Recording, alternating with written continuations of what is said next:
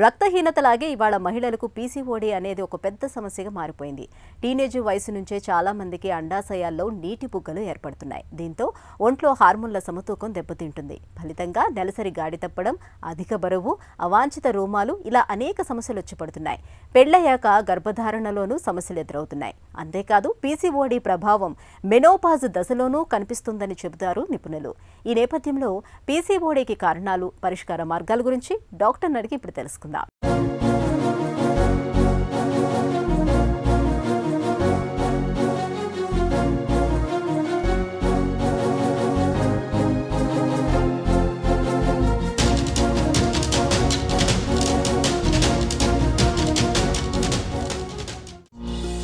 PCOD అంటే ఏంటి, ఎందుకు వస్తుంది, కారణాలేంటి? పీసీఓడీ అంటే పాలిసిస్టిక్ ఓవేరియన్ డిసీజ్. అంటే ఏంటి అంటే మనకి అండాశయంలో ఒకటి కాదు, రెండు కాదు, పాలి అంటే మెనీ అలాంటివి నీటి కణుతులన్నీ ఏర్పడతాయి అన్నమాట. అవన్నీ ఎలా ఉంటాయంటే అండాశయం మనకు ఒక 3 సెంటీమీటర్లు ఉంటుంది. దాని చుట్టూ మన మెడలో ఎట్లయితే ఒక పర్ల్స్ నెక్లెస్ వేసుకుంటే ఎలా అయితే ముత్యాలు ఉంటాయో అట్లా అండాశయానికి చుట్టూరా ఇట్లా పర్ల్స్ అరేంజ్ చేసినట్టు నీటి కణుతులు ఉంటాయి అన్నమాట. ఇవి ఎందుకు వస్తాయి అంటే ఎప్పుడన్నా పీరియడ్ అయ్యి అండం కనుక విడుదల కాకుండా అది ఒక ఫాలికల్లో అంటే ఒక నీటి బుడగలో కనుక ట్రాప్ అయి ఉంటే అదే మనకి సిస్ట్ లాగా ఉంటుందన్నమాట. క్రానిక్ యానోవులేషన్ అంటాం దాన్ని. సో ఇది పాలిసిస్టిక్ ఓవేరియన్ అపియరెన్స్, దీన్నే పీసీఓఎం అని కూడా అంటారు.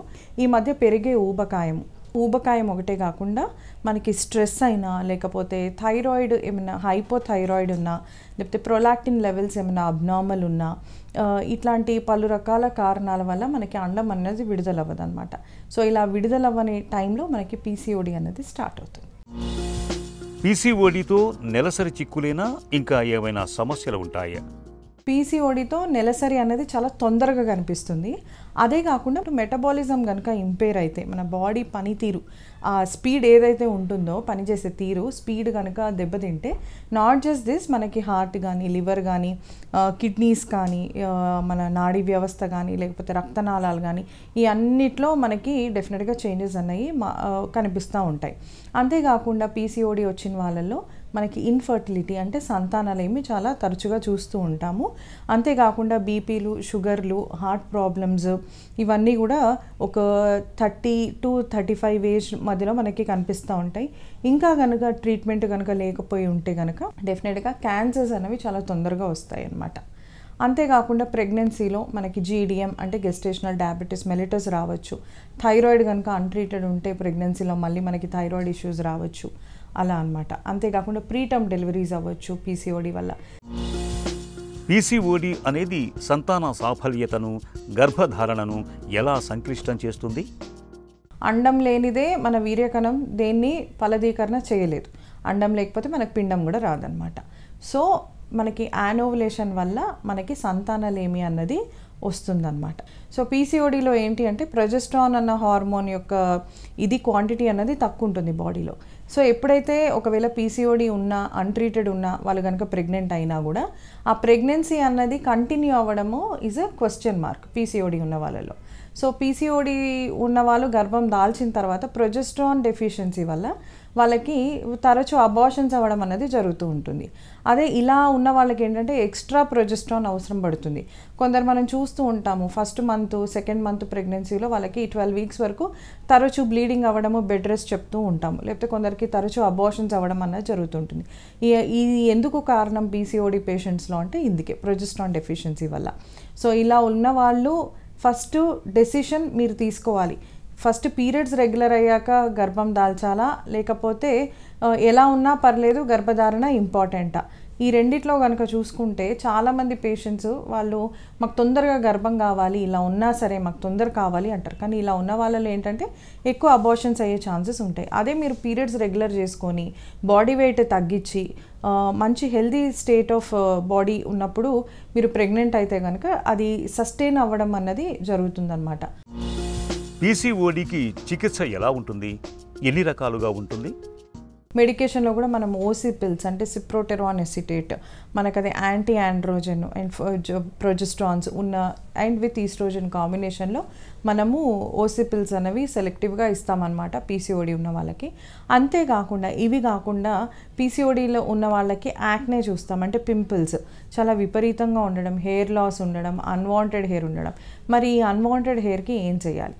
మీరు మెడికేషన్తో పాటు మీరు మనకి ఈ లేజర్స్, అడ్వాన్స్డ్ లేజర్స్ ఉంటాయి, ఇండియా లేజర్స్ కానీ డయోడ్ లేజర్స్ కానీ, ఈ లేజర్ ట్రీట్మెంట్ తీసుకోవడం వల్ల కూడా మీకు చాలా వరకు అన్వాంటెడ్ హెయిర్ అవన్నీ తగ్గుతాయి అన్నమాట.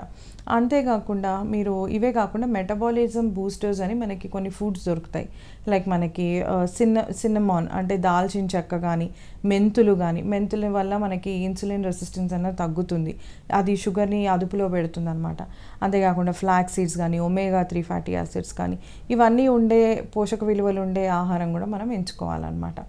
అంతేకాకుండా యాక్నీకి ఎటువంటి ట్రీట్మెంట్, మనకి రెటినోయిక్ యాసిడ్, పిల్లలు కనుక ప్లాన్ చేసుకోవట్లేదు అనుకుంటే రెటినోయిక్ యాసిడ్ మీరు వాడచ్చు. వాడినాక ఒక 1 year వరకు పిల్లల్ని కనకండి. సో ఇట్లా retinoic acid supplements, lasers, medication, food, diet and sleep, body activity, ఇన్ని రకాలుగా మనము కలిపి చేస్తేనే మనకి పీసీఓడి అన్నది మనం అదుపులోకి తీసుకొచ్చి కంట్రోల్ చేస్తూ సస్టైన్ అవ్వాలి. లేకపోతే మనం ఎప్పుడైతే ఇవన్నీ ఆపేస్తామో మళ్ళీ మనకు అవన్నీ రిఫ్లెక్ట్ అయ్యే అవకాశాలు ఉంటాయన్నమాట. పీసీఓడిని ఎలా అదుపులో ఉంచుకోవాలి? గో ఆర్గానిక్ ఫుడ్ తీసుకోండి, పెస్టిసైడ్ ఫ్రీ ఫుడ్ తీసుకోండి. అంతేకాకుండా హై ప్రోటీన్ డైట్ తీసుకోవడం very important, good fat diet important, carbohydrates తక్కువగా తీసుకోవాలి. అంటే మన లేమన్కి అర్థమయ్యేలా చెప్పాలి అంటే, మనం ఒక థాలీ తీసుకున్నాం, ఒక ప్లేట్ తీసుకున్నామంటే తెల్లన్నం బదులు మీరు బ్రౌన్ రైస్ తీసుకోండి. ఫ్రైడ్ వెజిటేబుల్స్ కన్నా కూడా మీరు ఉడకబెట్టి 50% బాయిల్ అయ్యి తర్వాత తాలింపు పెట్టుకున్న కూరలు తీసుకోండి. పెరుగు అన్నది ఇంపార్టెంట్, ఆకుకూర పప్పు అన్నది ఇంపార్టెంట్, 2 egg whites అన్నది ఇంపార్టెంట్, లేకపోతే 2 eggs అన్నది కూడా ఇంపార్టెంట్. ఇంకోటి తినే దాంట్లో ఆవు నెయ్యి 1 స్పూన్ వేసుకోవడం, దీనివల్ల గుడ్ ఫ్యాట్స్ వస్తాయన్నమాట. And 30 minutes of exercise very important. ఎన్ని నీళ్ళు తాగుతున్నాం, నీళ్ళు తాగడం వల్ల మన బాడీ టాక్సిన్ ఫ్రీ అవుతుంది. సో 3 to 4 liters అన్నది ఇంపార్టెంట్.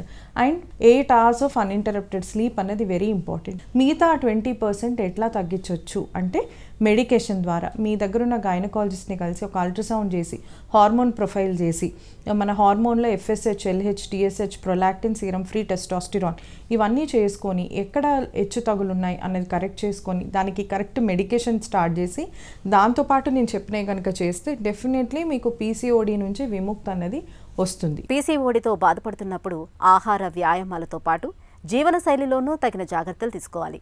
ముఖ్యంగా బరువును చక్కగా అదుపులో ఉంచుకోవాలి.